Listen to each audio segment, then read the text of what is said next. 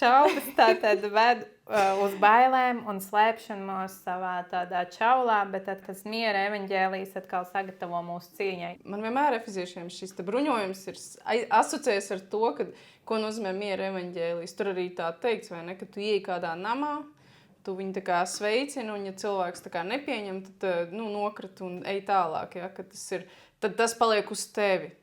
Tas miers, kad īstenībā mēs vienmēr nesam šo te labo vēsti, kas īstenībā nes mieru. Jā. Protams, kad, kā Jēzus saka, vai ne, ka tur kaut kādā ziņā priekš garīgās pasaules telpas, nevis, kur mēs miesiski cīnamies, bet tur, ka tas nozīmē karš, jā. Karš pret manu pasaulīgo domāšanu, tas ir karš pret maniem iepriekšējiem uzskatiem, pret manu pagānisko domāšanu, pret manu pagānisko mantojumu un tā tālāk. Tas ir karš pret to, bet globāli tas tomēr nes mieru, ko Dievs nes mieru, un tāpēc evaņģēlijs pēc būtības ir miera.